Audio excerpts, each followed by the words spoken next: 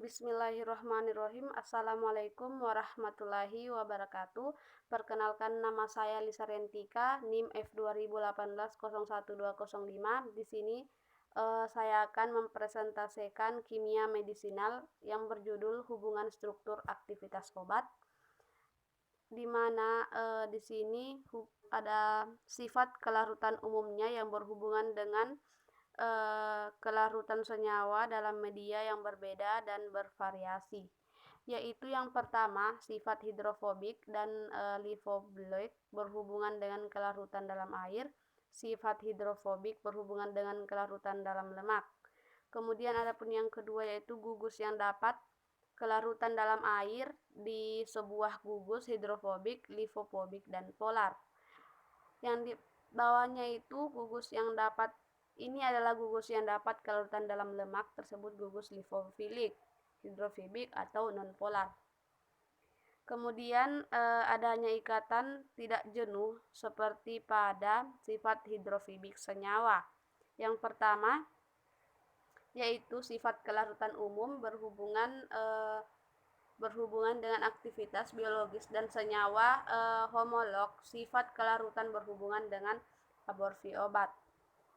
Kemudian di sini ada aktivitas biologis senyawa seri homolog, yaitu suatu senyawa seri homolog sukar terdisosiasi. Kemudian pada beberapa seri homolog intensitas aktivitas biologis tergantung pada jumlah atom C. Dan yang ketiga itu makin panjang rantai samping atom C, itu makin bertambah molekul yang bersifat nonpolar, terjadi perubahan fisik. Kemudian kenaikan titik didih berkurang kelarutan dalam air, kemudian meningkat besian partisi lemak atau telepon.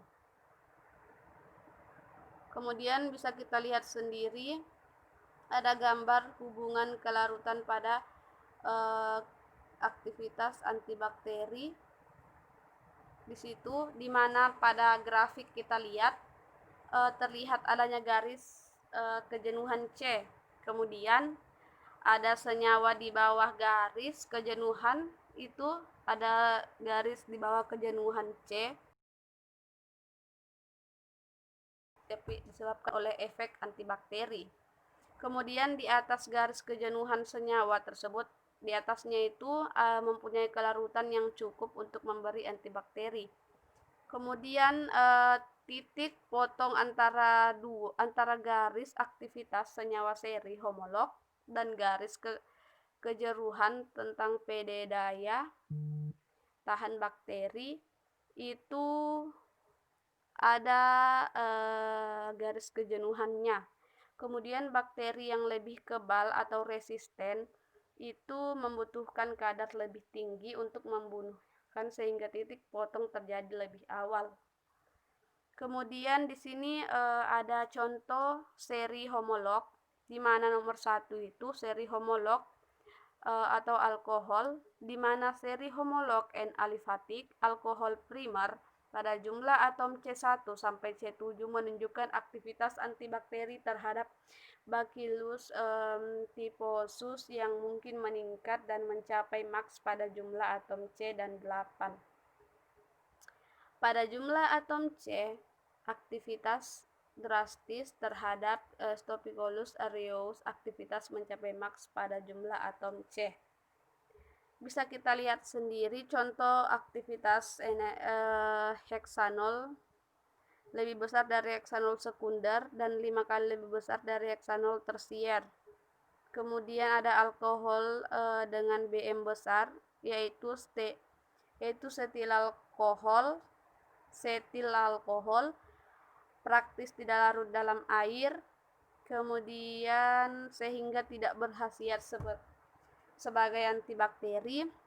Kemudian kita masuk pada seri homolog alkyl resorcinol, yaitu aktivitas antibakteri Bacillus typhosus max pada jumlah atom C, yaitu gambar 6, itu ada aktivitas antibakteri seri homolog.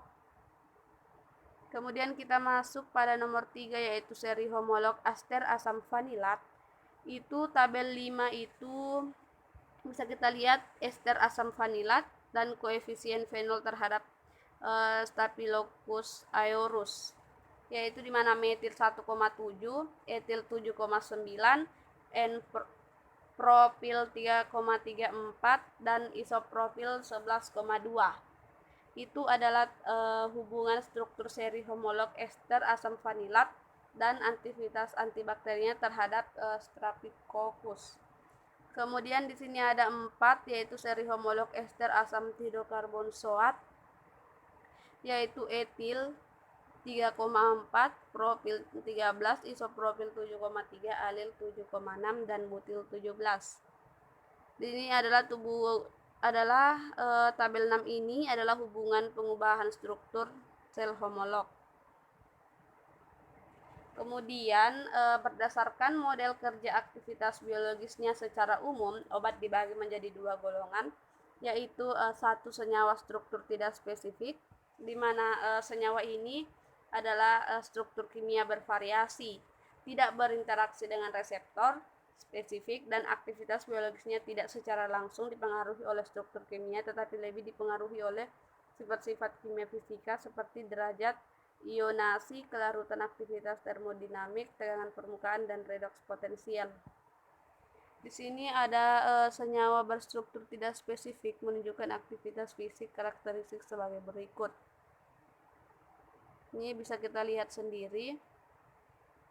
Nomor 1 itu efek biologis berhubungan langsung dengan aktivitas termodinamik, dan yang kedua itu walaupun perbedaan struktur kimia besar, asal aktivitas termodinamik hampir sama dengan memberikan efek yang sama.